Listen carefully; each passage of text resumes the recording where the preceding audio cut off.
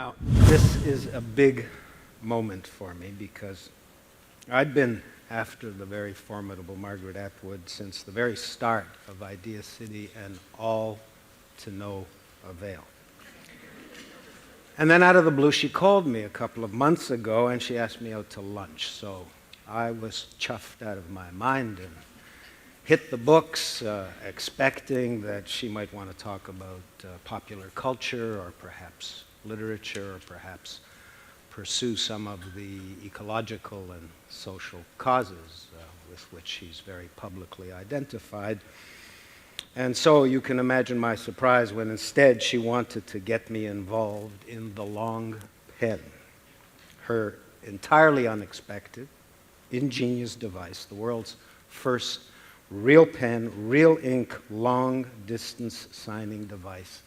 Good for signing corporate documents, good for putting writers and rock stars and famous athletes in touch with their fans. So, ladies and gentlemen, it is my very great pleasure to introduce to you the unknown, the unexpected Margaret Atwood, inventor, financier, entrepreneur, and marketer.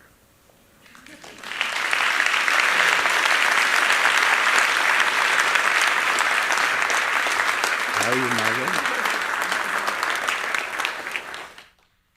It's a great pleasure to be here, and particularly as there are some old friends here. John Houston I've traveled with, Matthew Swan of Adventure Canada is here somewhere, and one of my board members, the formidable Denise Donlan, is also here today. And of course there's Moses, who was on the advisory board of the Long Pen, although he hasn't given me any advice yet. I'm waiting to see what it's going to be. Margaret, don't do it. I'm going to just tell you the story of how this unexpected turn of events happened. But first I would like to comment on your icon. It is a light bulb. It is also the world, and it's broken, but it's still shining.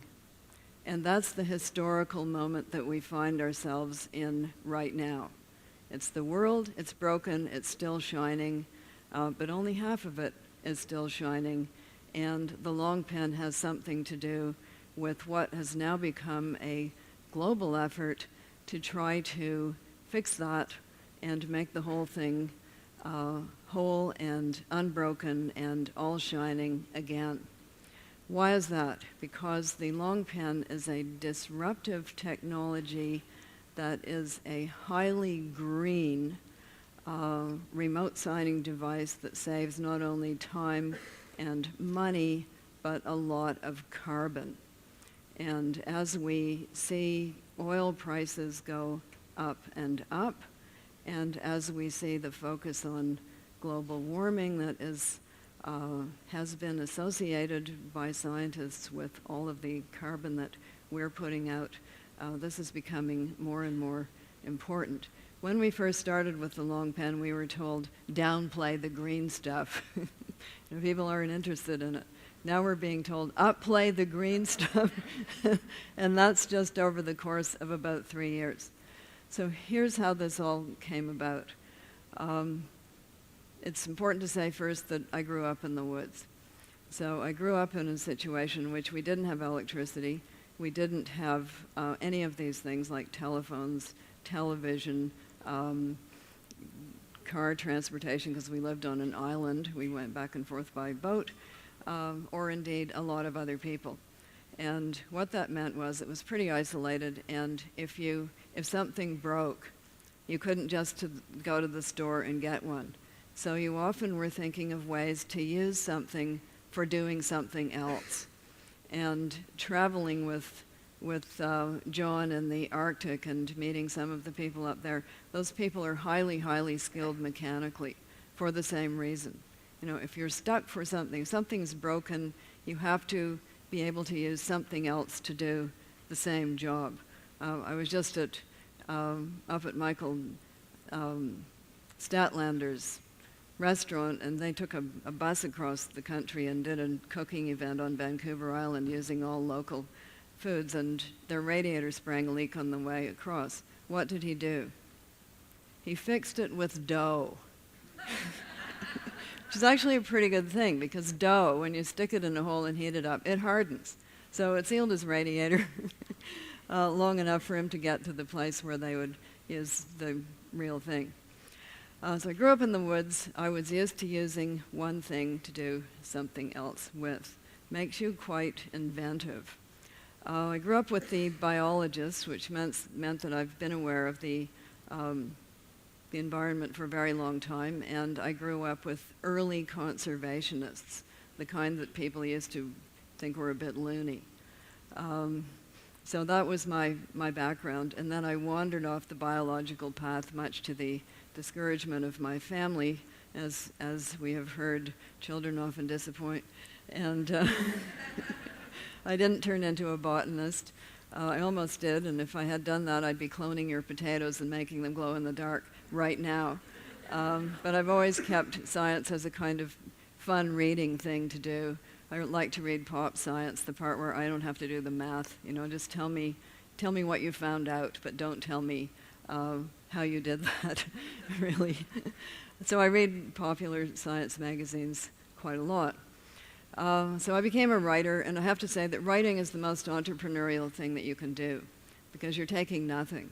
You're taking air, and you're taking things in your head which have no existence in the real world, and you're making them into something, and you're putting it out there into the world. And I became a writer at the time when there wasn't much of a publishing industry in this country, so we had to do a lot of making it up ourselves. And we got involved in every aspect of it, including the type design, the cover design, writing our own jacket flaps, and doing our own marketing, to the extent that when I would go into communities that didn't have bookstores, I would take the books along on the Greyhound bus in cardboard boxes. I would give the reading. I would sell the books. I would make the change. I would put the money in an envelope, and I would take it back and give it to the publisher. Luckily, I had had some experience selling Girl Guide cookies. I knew how to do that, and other things as well. So how did the long pen come about? Number one, I was in the Toronto airport on 9/11. I was waiting to get on a plane to New York to kick off the book tour for the paperback version of The Blind Assassin. It was 15 minutes to boarding, and then a plane flew into a building. Like everybody else, I thought somebody had had a heart attack, and I rebooked myself onto a 3:30 plane. That one didn't fly either, because as we were watching the television, along came another plane and flew into another building. And I went home in a taxi. But the entire book tour was completely, of course, canceled, because nothing flew for the next 3 or 4 weeks. So that's one thing that started me thinking about the whole book tour phenomenon. Why were we getting on planes and going to these places to do these events? Then I started thinking about the FedEx person and the other people who came to your door with packages and a little thing that you signed on. I thought, in my technical naivete, that signature was flying through the air and coming out somewhere in the form of pen and ink.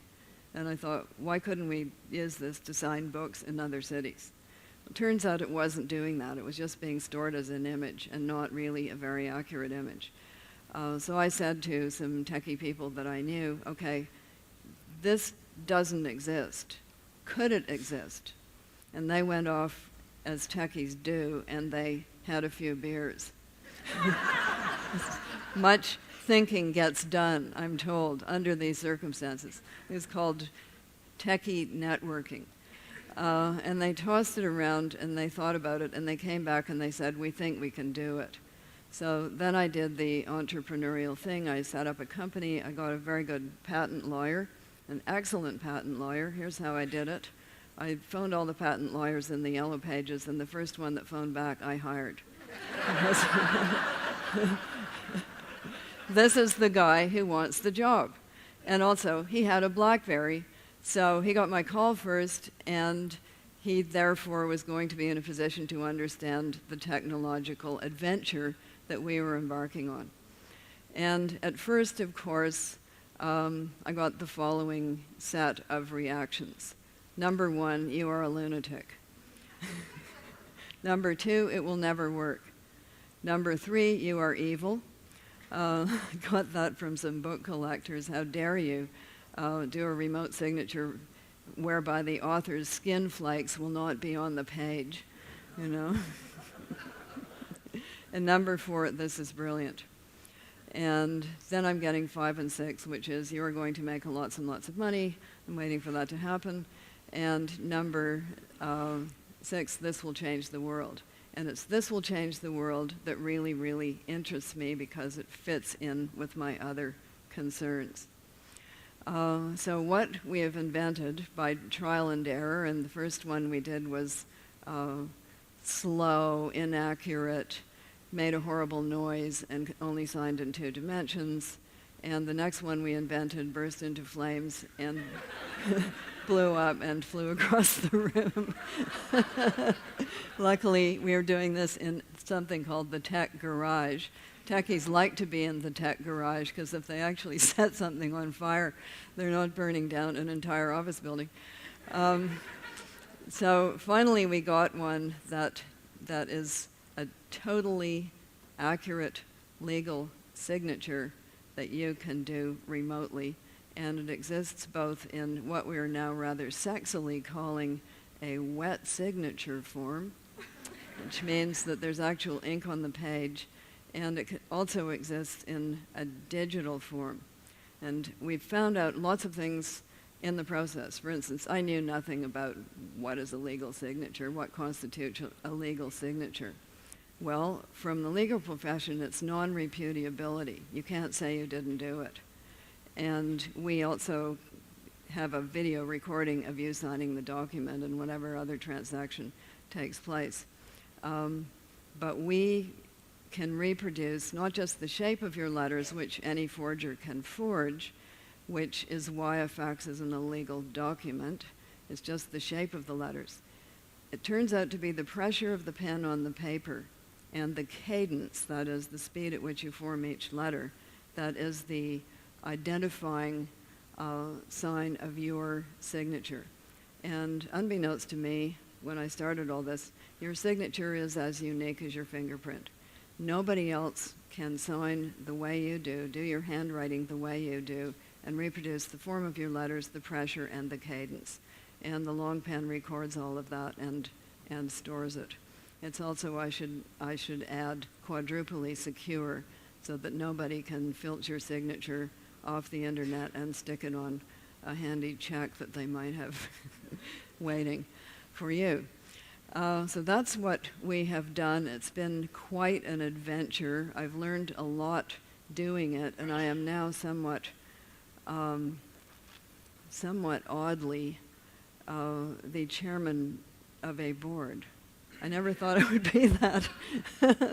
So I am speaking to you in my chairman of the board capacity. I was very interested to hear about women entrepreneurs. I turned into one, despite myself. And that is the story of the long pen. And just remember, it's very, very green.